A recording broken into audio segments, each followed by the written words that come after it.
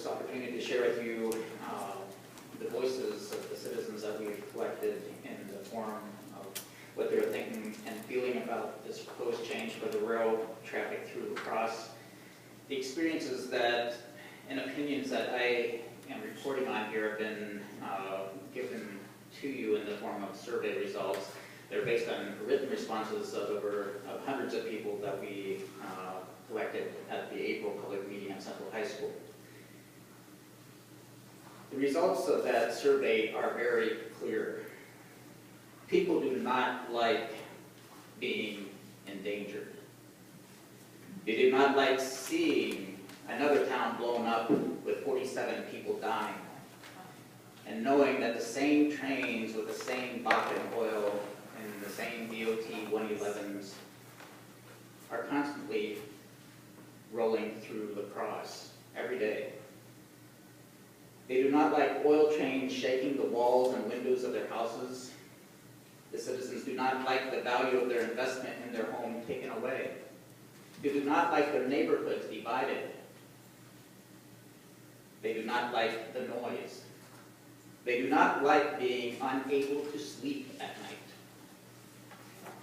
This survey is also very clear that people are not talking about their fears of the future. They're reporting on their experiences of the increase in train traffic over the last couple years. They're talking about their lived experience. They are raising their voices now and here because the corporate interests that are causing all these bad experiences have decided to make it worse. They are raising their voices now because it is not a good or comfortable feeling to not be in control of your home or your neighborhood. They are raising their voices not only for themselves. The survey also reflects their concern for the impact on the city tax base and on the integrity of the marsh and the natural habitat. You see, the people understand that this is not only about them or their home or even a local issue. They understand that this is an issue that's going to be in front of this country just in 10 days as people gather for the climate march in New York City. And the United Nations deliberates, and the whole world actually engages the issue. They realize that this isn't really about the trains that have been described by BNSF as if they came from Petticoat Junction. It's really not about the engines or the railroad track. It's about the part of the train that they don't own. It's about the tankers that are carrying the Bakken oil. It took the country years to reject the Keystone Pipeline. Now it's coming through La Crosse, and we're not even having a hearing about it. I think it deserves to be deferred until the Army Corps of Engineers at the very least weighs in, and we can talk more fully as a community. Thank you. Thank you. Are there any questions for the speaker? Okay, seeing none. Next I have Jeffrey Sexton, 2820 Cass Street. Mayor, can I defer? I know that some of the other people in our group have spoken. Alan, I'd like to make sure Alan gets to speak. And if there's time, Okay. I'd like to take. Okay, next I have Chris LaShorn, 3643 Hebner Cooley Road. Yeah, I'll defer until. Okay. Who would you like to speak next? Okay. Alan Stankovitz, come on down. 8824 County Road 21, La Crescent, Minnesota. Am I the next contestant? Point more.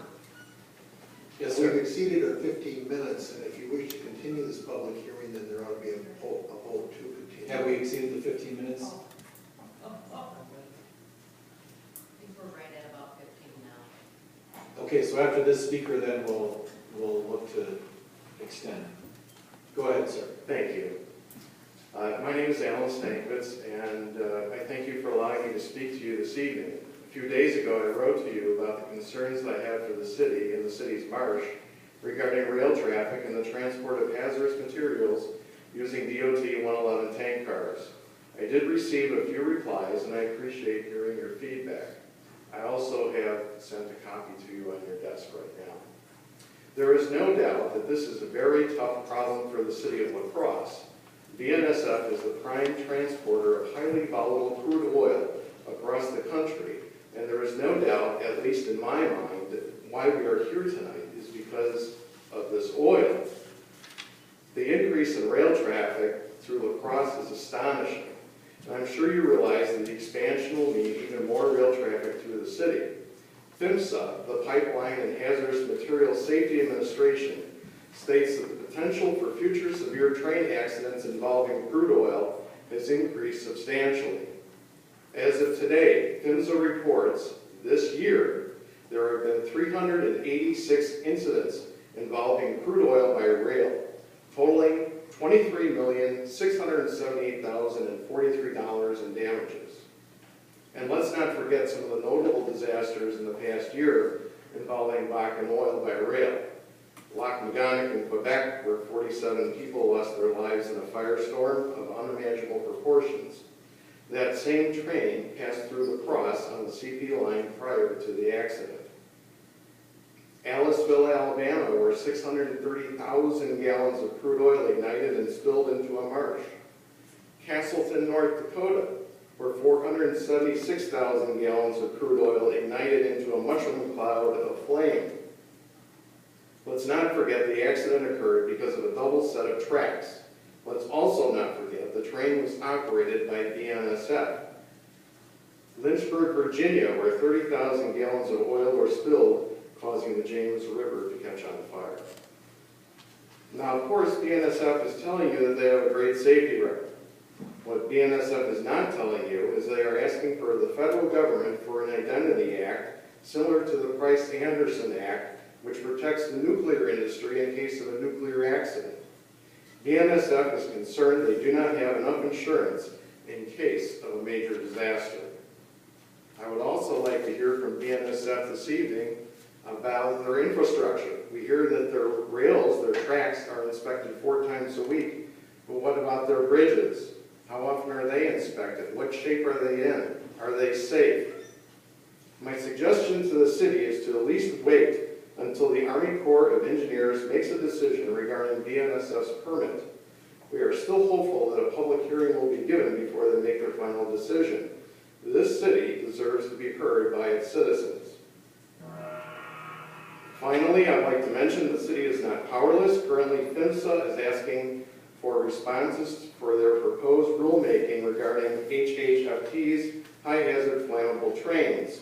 La Crosse could make a big difference by responding to this rulemaking. One of the subjects, by the way, is rail speed, and it is open to you to actually respond. Thank you very much for your time. Any questions? Thank you. Are there any questions for the speaker? Okay, I do not see any. We do have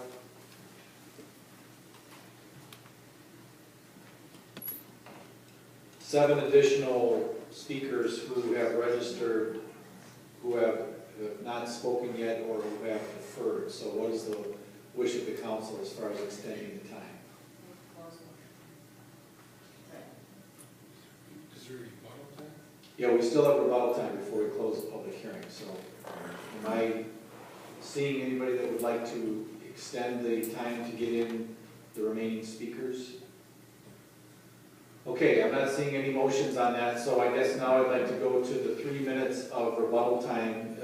Would anyone from BNSF like to respond specifically perhaps to some of the questions